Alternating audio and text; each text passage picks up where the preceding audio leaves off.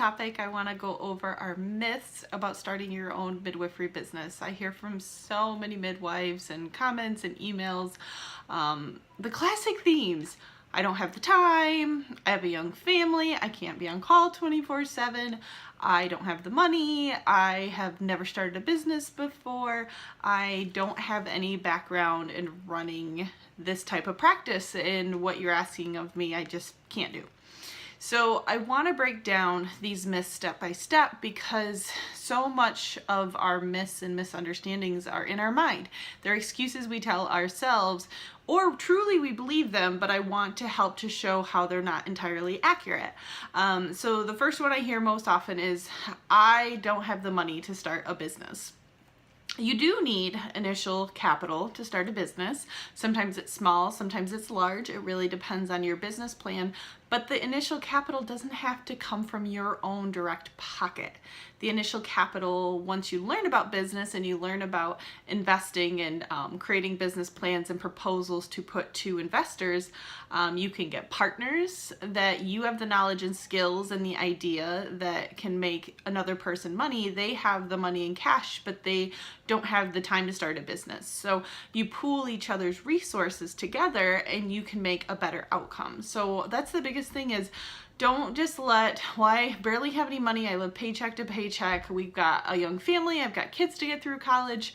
Don't let the mindset of I directly don't have the money can make a business possible. I don't have the time. That is an excuse so many people make for exercise, for good nutrition, for prioritizing goals and wishes and vacations and self-care. We always use, I don't have time. So using the comment, I don't have time, is really saying, this isn't important enough to me compared to XYZ. I would rather watch this movie on Friday night versus getting my business going.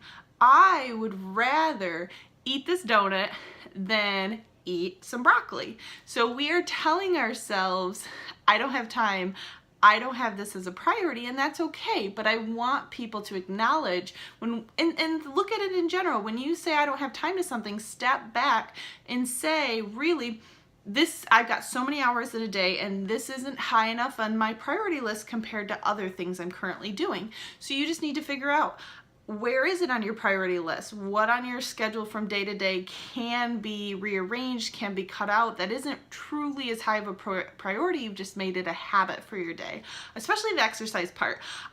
There's so much research out there that if you exercise 20 minutes in a day, you're going to be far more productive throughout the day. You're going to sleep better. You're going to be more focused. You're not going to spend so much time reading something over and over again. You're going to create so much more value for yourself because your mind is going to just be on top par. And you're going to feel better. It's going to show. So I really want to stress the comment when people say, I don't have time. It's really, I don't really want to prioritize this in my daily routine right now, and that's okay, but just realizing what that myth is about. I have a young family. I hear that often. I have 3 young kids. I have an 8-year-old, a 10-year-old, and a 1-year-old, and it is harder having a young family, being young and single and not having those unpredictabilities of young children. Have some advantages, but it's not impossible. Having a good support system, creating a business model that supports having a young family. So being on call 24/7 for a home birth practice is much harder with a young family than if you get 2 midwives together and you share call, similar to a nurse midwife working in the hospital. You have shared call, you get a babysitter during the time you're working.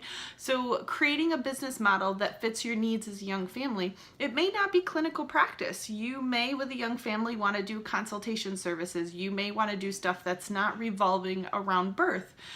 You may want to do GYN services, pelvic floor, breastfeeding support, sexual health, that you can make your office hours 3 days a week, 9 to 5, and you can have a day for administration. So you can add more structure in your schedule similar to a W-2 job if you prioritize it and make your business plan accordingly. So when I hear I have a young family, it's okay if that's just your priority right now, but understanding that there's a lot of creative ways to make a business plan where your family is still a good chunk of your priority and you can separate a work-life balance. It is possible.